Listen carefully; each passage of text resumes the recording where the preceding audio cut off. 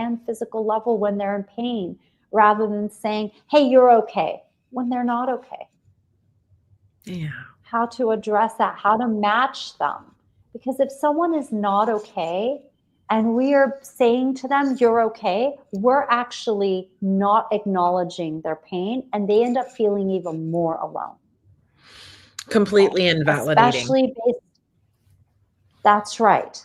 That's right. Rather than, oh my gosh, I'm so sorry you're hurting. Where are you hurting? Sometimes it just feels like you're always going to hurt, doesn't it?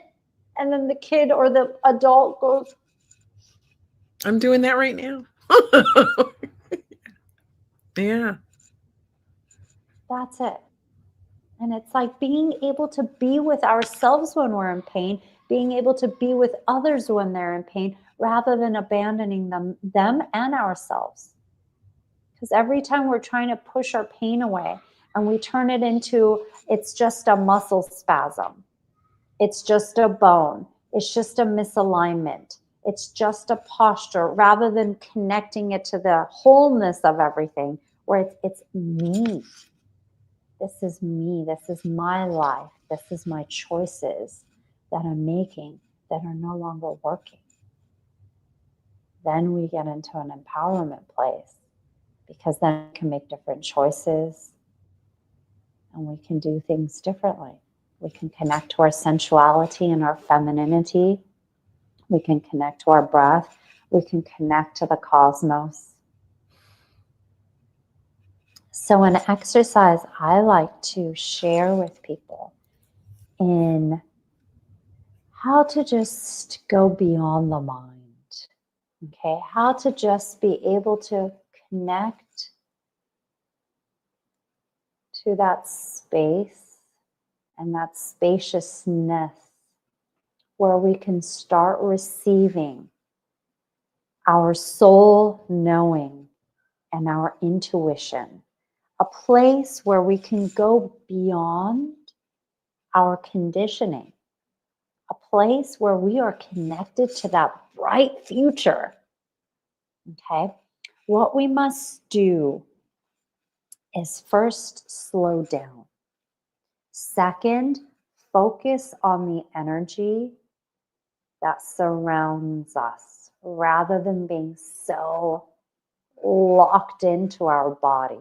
It's actually expanding, where we end up being almost like a perfume, where we feel the energy outside of us. So that's where our attention goes. The breath is going to be in the mouth, very spaciously, and very slowly and spaciously out the nose. Okay.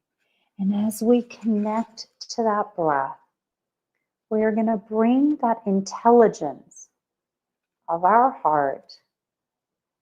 And we're going to inhale, and we're going to bring that heart energy all the way up as we're inhaling to our third eye, our wisdom. And then as we go out our nose, the energy of our third eye comes down and connects back into our heart. And rather than focusing on the energy of our heart to our third eye internally, we're going to actually expand, and we're going to connect to the heart of humanity. And that heart of humanity, I'm going to inhale, is going to connect to the wisdom of humanity. And the wisdom of humanity is going to bow back to the love. And when we do that, it allows us to feel our expansion. And it allows us to go beyond our rational mind. And it allows us to connect to our soul knowing and to beyond our problems beyond our daily lives to somewhere that's beautiful and sacred and untouched, no matter what might be going on for us. Try that at home. Just even try this, the spacious breath of in the mouth and out the nose, and allowing the head to come backwards and to come back to a neutral. I would be so curious as to what you experienced when you allowed yourself to do this exercise. This is where all possibilities exist, and this is where we have to go when we want to manifest. This is the place where we can really manifest from. And this is the place I go to before I pray. I hope that's helpful. That felt wonderful. I mean, I was doing it. I just stepped aside and I was doing it. And the thing that I love that you said too was that this is the place where you can manifest from, where, or if you're going to pray, right? This is the sacred space, and you can get your body there through breath work. And it's just, it feels amazing. Like I was going through it with you, off to the side. And right now, I can tell you that I feel very calm, very at peace, and very powerful at the same time.